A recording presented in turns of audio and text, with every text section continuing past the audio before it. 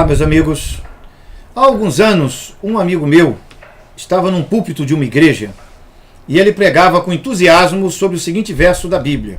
Está em Josué, capítulo 24, no versículo 15. Josué, capítulo 24, versículo 15. Diz o seguinte: Mas, se vos parece mal o servirdes ao Senhor, escolhei hoje a quem haveis de servir. Se aos deuses a quem serviram vossos pais, que estavam além do rio, ou aos deuses dos amorreus, em cuja terra habitais. Porém eu e a minha casa serviremos ao Senhor. Fui meditar sobre o significado daquelas palavras na minha vida. E eu fechei-me para balanço, certo? Fechei-me, como se diz no mundo do comércio, para balanço. Eu vou me revisar.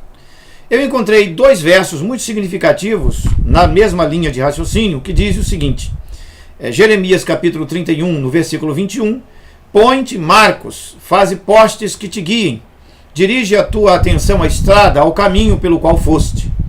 E também Jeremias, no capítulo 6, o verso 16, que diz assim: Assim diz o Senhor, ponde-vos nos caminhos, e vede, e perguntai pelas veredas antigas, qual é o bom caminho, e andai por ele, e achareis descanso para as vossas almas. No livro Gerencie a Sua Vida, Iron W. Smith fez uma declaração nessa direção que muito me fortalece o espírito. Ele diz o seguinte: a menos que aquilo que você está fazendo diariamente reflita os seus mais profundos valores internos, você jamais experimentará a paz interior.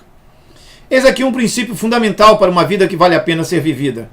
Eu costumo ficar irritado com a presença ou atitude de pessoas que ficam choramingando, lastimando e reclamando da própria vida. Isso é uma coisa que eu tenho muito forte comigo. Eu fico me perguntando, mas que desgraça é esta? Esse infeliz não consegue viver seus mais profundos anseios e ter paz interior? E diz a minha consciência para mim mesmo: é esta pessoa que está aqui na minha frente que vai fazer a diferença sobre a minha percepção de mundo? É que essa pessoa, e eu raciocino dessa forma, meus amigos, que além de estar diante desse quadro, ela não sabe nem do que está sendo dito aqui, sob a perspectiva emocional ou intelectual.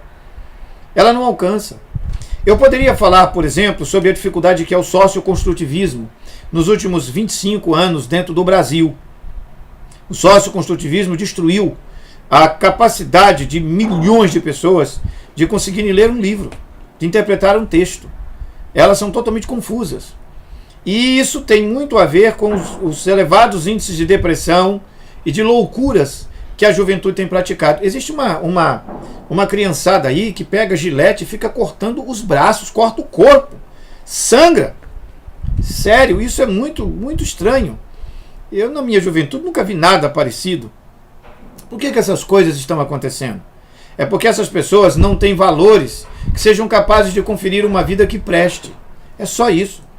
Portanto, eu estou propondo com minhas apresentações, todas as quartas-feiras, em que eu falo sobre meu projeto de vida, dar um testemunho de que eu sou um homem pecador, com muitas dificuldades, falhei em muitos cenários, mas não vou me entregar à depressão, à tristeza e à derrota, sob hipótese alguma, de maneira nenhuma. Por que não vou fazer isso? Porque eu tenho que dizer a mim mesmo: acalme-se, tenho que dizer a mim mesmo, e veja que bela porcaria eu era, e antes de entender o que eu hoje posso ver e posso ser, eu não vou permitir que minha alma entre em crise. Eu era um cara muito derrotado, mas agora não sou mais, e decidi avançar. O meu conforto, e eu me conforto, inclusive, com raciocínios assim. Ou melhor, eu aprendo a ter tolerância com a fraqueza de muitas outras pessoas nesta hora em que eu me vejo fragilizado, e confesso que a vontade é de me retirar e refletir profundamente sobre essas agruras e amarguras que todos nós enfrentamos. A Bíblia, ela encerra essa questão para mim da seguinte maneira, e eu quero fechar essa minha reflexão de hoje com essa consideração. Ela diz o seguinte, em Isaías capítulo 30, versículo 15: Voltando e descansando sereis salvos. No sossego e na confiança estará o vosso poder. Isaías 30, verso 15.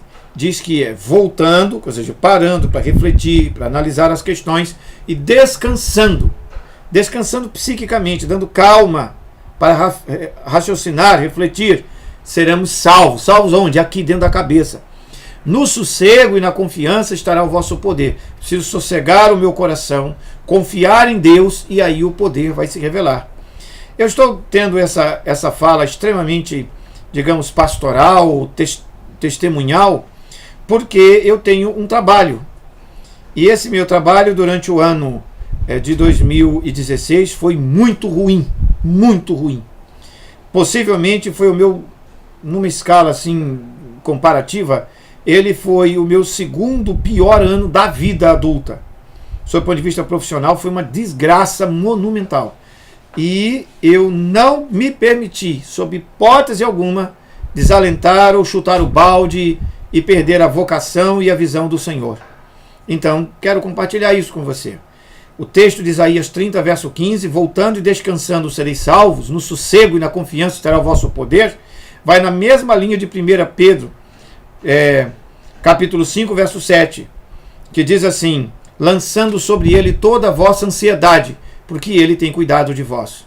Então, nesse momento, eu quero reafirmar comigo mesmo e deixar como um testemunho aqui, de que eu sou um homem com muitas fragilidades, muitas fraquezas, mas eu jamais vou permitir a meu coração desviar-se do foco, que é este: voltar-me para Deus, descansar em Deus, sossegar em Deus e confiar em Deus.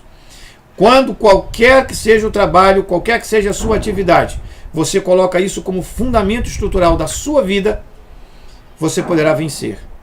Poderá vencer todas as adversidades e ter sucesso no seu trabalho. Eu não acredito em esforço humano e o homem que salva o próprio homem.